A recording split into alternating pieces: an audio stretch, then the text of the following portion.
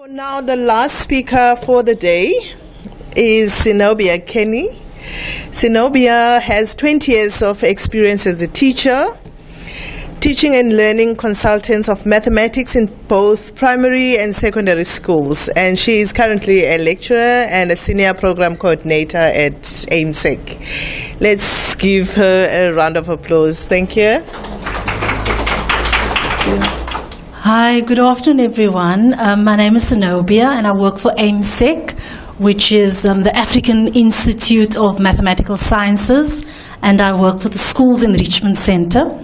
My work is really with teachers, and specifically mathematics teachers, and I'm here with two of my colleagues, Dr. Barry Barnard, who is our academic manager, and also Untitled Chapter, who is our IT coordinator. So Tracy did a brilliant job at, zooming in on the actual learning of the learners. But what I'm going to do is just give you a bigger picture and show you how we are working with our teachers.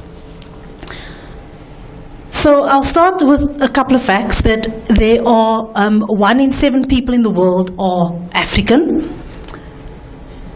And by 2050, we expect about 40% of the world's youth to be living in Africa. So when we look at the research that is coming out of Africa, only 1% of world research is actually coming out of Africa. And of those 1%, only 29% of STEM research is coming out of the 1%. So that's your science, technology, engineering, and mathematics. So what we see is there's a lot of untapped potential in Africa. And we as an institution, we are tapping into that. So our center is based in Muizenberg, and it started in 2003. From 2011 onwards, we expanded to Senegal, Ghana, Cameroon, Tanzania, and more recently, Rwanda. And I'll tell you a little bit about that. So by 2023, we expect to have 15 of these centers of excellence. Just before I move on, I work in mathematics, and I was talking to a parent the other day. And the parent said that, all I want for my child is for my child to be literate, to be numerate, and I want my child to have some kind of passion. And I thought, okay, you're kind of privileged, yeah, great, that sounds amazing. But why was my passion mathematics? And I think my passion for mathematics was because it was a way actually for me to get out from where I was. And the people that actually played that significant role to me were my teachers. So the preschool teacher at Mannenberg Preschool, my sub-A and my sub-B teacher at Hyde Park Primary in Parkwood, my rest of my primary schooling in Hanover Park, and my secondary schooling, and so on, and my university time here at UWC. So those are the people that inspired me to do the mathematics, and it was a way for me to get out of poverty. But what we're seeing here is that it's not enough to just get out of poverty in the Cape Flats, for example. It's actually a way to get out and make the continent of Africa a better place, to save the continent. So if we now look at what's happening in South Africa, the population being just over 55 million and growing, our South African youth, which is 15 to 34 years old, about 36%, and 2/3 of our population actually under the age of 35 years old. So there's a lot of work to be done, and we have this growing youth. So at AIMS, we are slightly unique in that first and foremost we offer training. So it's actually a master's program. It's a master's in mathematical sciences, and the dissertation that they do is actually a dissertation in solving a current problem of Africa, because we believe that the problems of Africans should be solved by Africans. This program is running across all the centers. We also have research. But where I fit into is the public engagement strand, which is in South Africa, and it's around the professional development of in-service teachers.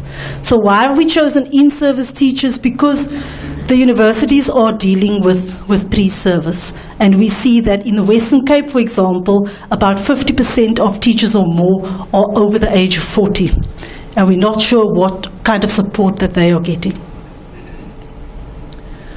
So the teachers who come at our courses, they volunteer to come at our courses, and we find that about 75% of them all of them are qualified teachers, but 75% of them are qualified teachers but without a mathematics specialism. So you will find that they are primary trained, they did well as a primary teacher, now they've been put into secondary. You were a bit surprised when there was numbers of 60. Our teachers are working with 120 to 150 learners in their classroom. Some of them, even in this province, have got a standard 10 or standard 8 certificate in mathematics, but is teaching up until grade 12. Okay, so as much as, you know, there's a lot of work to be done around the learners, there's a lot of work to be done around our teachers as well. And when they go back, even if they get training, when they go back into the field, so to speak, they don't feel supported because they don't feel that there's somebody out there that can advise them on mathematics or on mathematics education.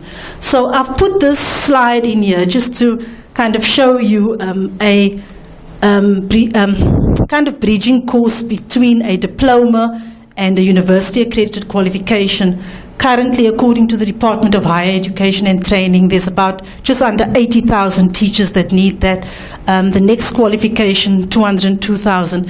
So the government has done something well in that they've actually created a professional pathway for teachers, which is what I would have wanted. Because I wasn't an academic. I didn't want to do a master's in mathematical sciences, for example, or an honors. I just wanted to be a better teacher. And so this is a way for teachers to, a pathway that they can follow. However, we're finding that there's still these large numbers that are, I would not say underqualified, I would say qualified, but without math specialism. So we've been doing our own research regarding the mathematics teachers that come to our courses. And I'm sharing this with you because there's a lot of research about what's happening abroad. But we've got to contextualize what's happening in this country and see what happens, what works for this country, what works for teachers that do not have a math specialism but need to go into that classroom day in and day out. There's a study that happened in Eastern Cape. They found that amongst 41 schools, there were 307 factors that teachers needed to take into account before they actually got into the classroom. So the professional development doesn't help with that, but those teachers are stuck with those problems day in and day out as they enter and leave that classroom. So I hope you can see that, but this is my personal study of some of the teachers. I'll just explain it. So I looked at what motivates teachers to develop. Because we thought we're not a systemic, we're not a national intervention, we're not a Western Cape Education Department intervention. So why have we got a waiting list of over 300 teachers who want to come on our courses and volunteer their time during the school holidays? Why do they do it? And this is what we found. What influenced the teachers, or they felt that the district official played quite an important role. But they wanted somebody who would actually initiate a community of practice. They like working together. They like sharing ideas, but they want someone there who's just going to do it for them. And they also like getting something out of it, whether that be a qualification, whether it be a SACE endorsed course. That's what they like. What inhibited them from, or demotivated them for developing is, let me see when teachers don't want to share with each other and when they only do things for promotion. I mean, I don't think it's rocket science, we all know that.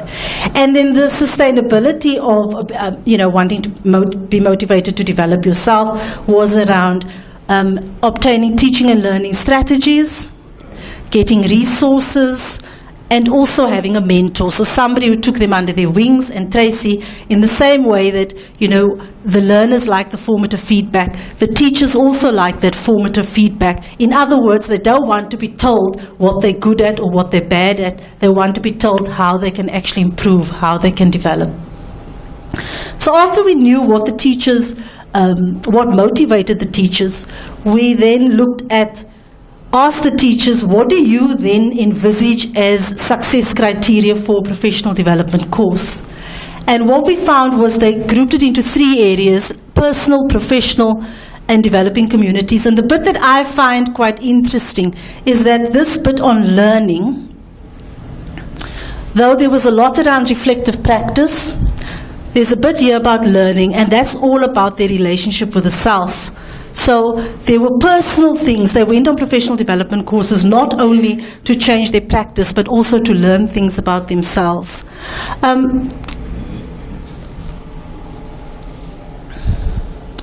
So how are we trying to support the teachers? When we talk to funders or we talk to the education department, they want to talk to us about this. So they want to talk to us about learner attainment, and they want to talk to us about the content and the pedagogy. But we find that there are other factors that are now coming into play, your language competency, and we're now doing a study around language competency and maths instruction, communities of practice, technology. We're finding that they want people to have laptops in the classrooms and teachers can't use them. Yet some teachers, what motivates them, their values and beliefs and the success criteria. So each time we do a study, we find that there's another layer before we can actually get to the actual learner. So we're not on the same level as where Tracy is working quite in depth with the learners, because we're still trying to tackle the issues, the contextual issues with the teachers. So this is our model. We work with teachers from all over the country, and we have, to keep it quite cheap, we've got people coming in locally and from abroad as volunteers, and they help us to then teach the teachers. We work on a tutor system. We provide professional pathways, which I'll share with you in a minute, and we also give them some resources. So one of the courses that we do, which is probably why we were invited here by Magali, was because she came to come and see this 10-day course. It's 10 days face-to-face during school holidays. We largely get intake from Eastern Cape, Limpopo, KZN. Some teachers from Western Cape, because they don't really want to give up their holidays for some reason. The course takes place in Cape Town, and it's followed by 3 months of distance learning. We have volunteers that come and support us, and we actually use our alumni as teaching assistants, and we pay the alumni to be part of the course, to support at the course. We do grade 4, 5, 7, 8, 10, and 11. Some people ask us, why don't you do grade 9? Why don't you do grade 6? Why don't you do grade 12? It's because we're not a plaster, and we cannot kind of fix things overnight. So we find that if we focus more on the 2 lower grades, it helps to embed the conceptual knowledge for the teachers. And unfortunately, we only get 15 professional development points at the moment from SACE, but we're looking at how we can improve that. And to date, we've had just under 1,800 teachers. So I hope you can see that. But so there's a picture of me lecturing to some of the teachers. That's an example of a volunteer who's come in to help us from UK. And Hermi here is a teaching assistant who's actually an alumni and been part of our course. Frida is an alumni who has done a master's with our organization. And we also get support from MIT in the States, as well as from other universities. This is the University of Limpopo, with the Carlo in the background. So the course is unique because teachers actually across the phases work together. So that's a group of IP, SP, and FET teachers. In those cases, the classes are quite big for us. We may have up to 150 in the class, because we need to model to these teachers what you do when you have 150 in a class.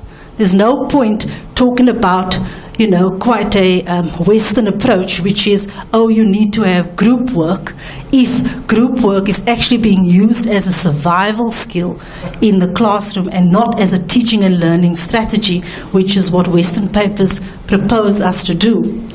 So this young man here has actually got a degree in his majors were mathematics and statistics, but he's working with, for us to demonstrate algebra, he's working with beans and trying to find the nth term where we're showing the constant and what happens to the variable as we change the visual look of the beans. And this is a youngster from Hanover Park who is working with a 3D shape in order to get a deeper understanding of the 3D shape and not just look at length times width times height. The top picture is your 3D shapes. We use our resources are cheap, so we use recycled paper. We don't want teachers to say that I now need to go and buy some resources. So that is some recycled paper and string to make 3D shapes like dodecahedrons and so on, and to teach Euler's theorem. So the course is quite tough. It's one of our courses, so we teach from 8 in the morning until 8 at night. It's a 10-day course. You get one Sunday off. And we have a morning plenary and an evening plenary, so that's where the phases come together, because the FET thinks they don't need the IP thinks they don't need the FET, and so it goes on. But we do a lot of problem solving, and they need to work on the task together.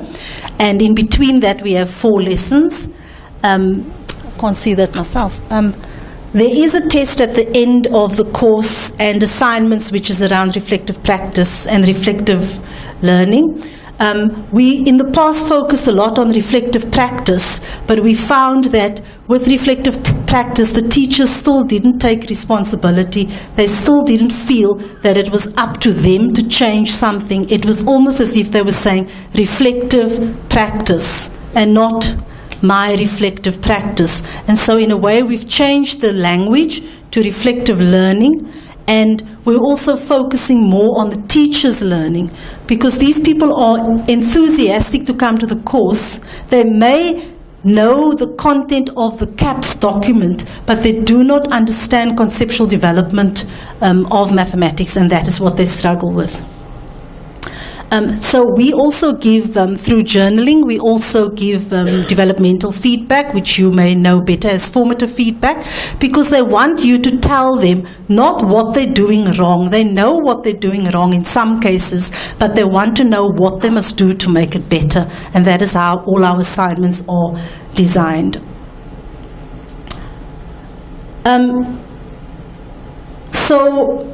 Another positive about our course is that we invite all our alumni back to come to the course as teaching assistants, so they don't just do the course and then leave.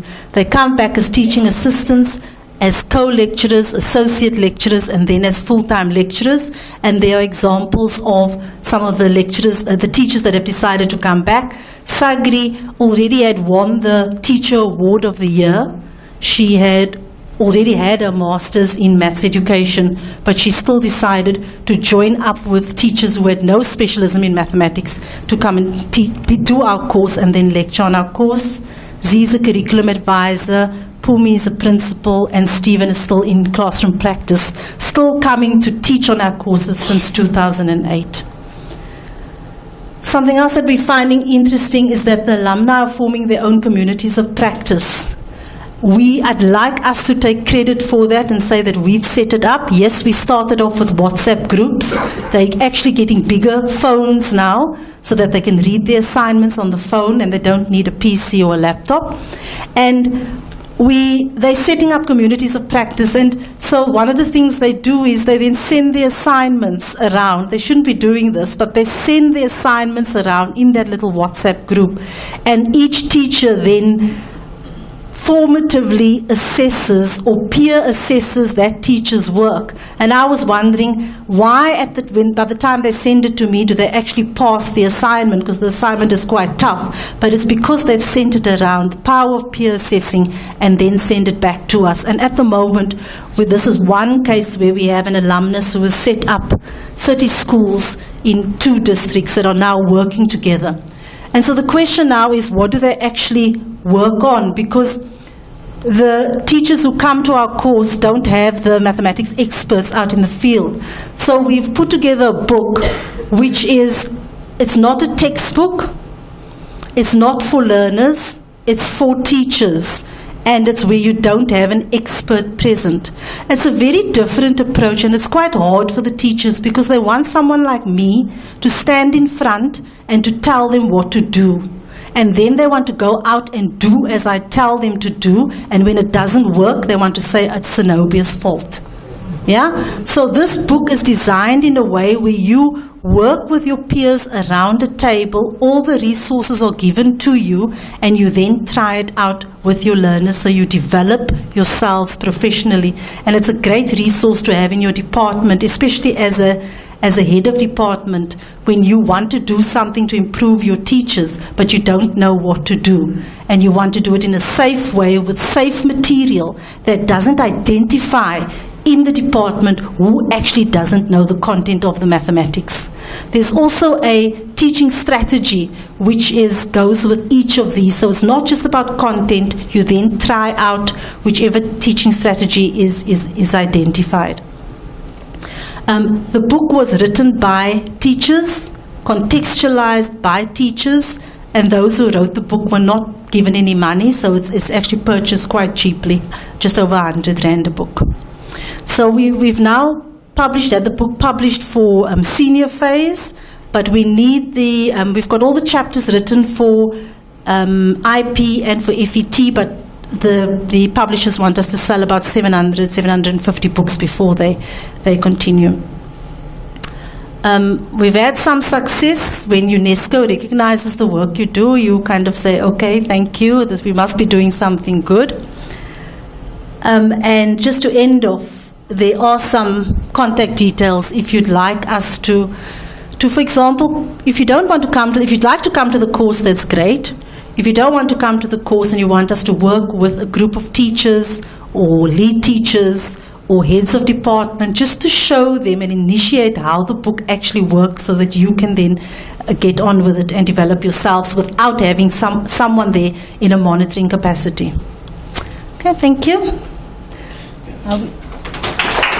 I haven't come here today to talk about reflecting on learning in the classroom, but rather reflecting on professional development with our teachers, because we find that we need to get there first before we can actually get to the learners.